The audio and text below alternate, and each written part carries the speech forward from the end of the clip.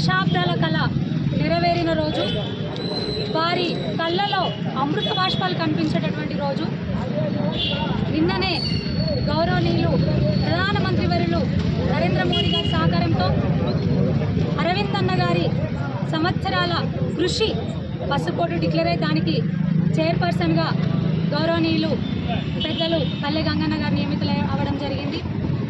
ఈ శుభ సందర్భంగా పార్లమెంట్ సెగ్మెంట్ మొత్తం నిజంగా చెప్పాలంటే తెలంగాణ రాష్ట్రం అంతా, కాకపోతే అరవింద్ అన్న పట్టుబట్టి మాట తప్పని మడుమ తిప్పని నాయకుడు కాబట్టి పట్టుబట్టి తెచ్చిండు. దట్టు జాతీయ పసుపోటే మన పార్లమెంట్కి వస్తుందంటే పార్లమెంట్ ప్రజలందరూ, ముఖ్యంగా బీజేపీ సైనికులందరూ, కాషాయ సైనికులందరూ, పసుపు రైతులందరూ అందరితో కలిసి సంబరాలు చేసుకోవడం జరుగుతూ ఉంది.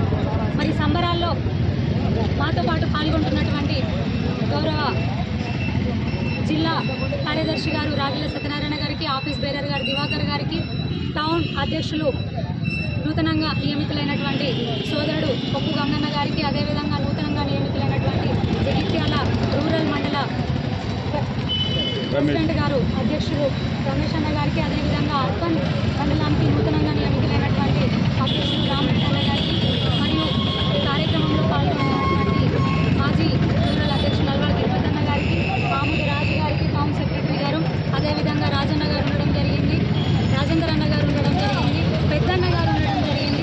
మరి కార్యక్రమంలో పాల్గొంటున్నటువంటి ప్రతి ఒక్కరికి వివిధ వింగ్స్ నుంచి, బీజేపీకి సంబంధించినటువంటి వివిధ వింగ్స్ నుంచి హాజరైనటువంటి మా కాషాయ కుటుంబ సభ్యులందరికీ కూడా పేరు పేరున హృదయపూర్వక ధన్యవాదాలు, అదేవిధంగా శుభాభినందనలు తెలియజేస్తూ ఉన్నాను.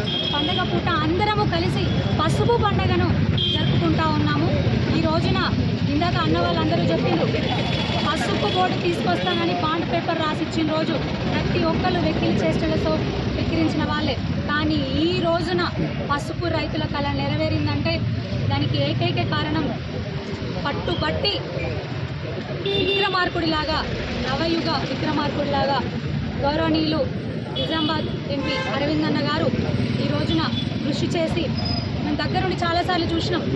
ఎప్పుడు ఢిల్లీ వెళ్ళినా కూడా ఫైల్స్ అన్ని రెడీ చేసుకుంటూ పోతుండేవారు. ఎందుకంటే అమ్మ నేను మాట ఇచ్చినాను, ఖచ్చితంగా ఏది 600 అయినా కూడా ఏదైనా కూడా సాధించి తీసుకురావాల్సిందే అని ఎన్నోసార్లు ఇటు ప్రధానమంత్రి గారి దగ్గరికి కానివ్వండి, అటు అమిత్ షా గారి దగ్గరికి కానివ్వండి, వివిధ కేంద్ర మంత్రుల దగ్గరికి కానివ్వండి, చాలాసార్లు తిరుగుతూనే ఉండేవారు, చాలాసార్లు డిస్కస్ చేస్తూనే ఉండేవాళ్ళు. ఎందుకంటే జాతీయ పసుపు బోర్డు అంటే మామూలు మాటలు కాదు. చాలామందికి ఒక డౌట్ రావచ్చు, మరి పసుపు బోర్డు ఎక్కడైనా ఉందా గతంలో అని చాలామంది అడగడం జరిగింది. ఎక్కడా లేదు. మొట్టమొదటిసారిగా మన దేశంలో వస్తున్నటువంటి పసుపు బోర్డు ఇది. అది మన రాష్ట్రంలో మన పార్లమెంట్కే అరవింద్ అన్న గారు తీసుకొని రావడం జరిగింది.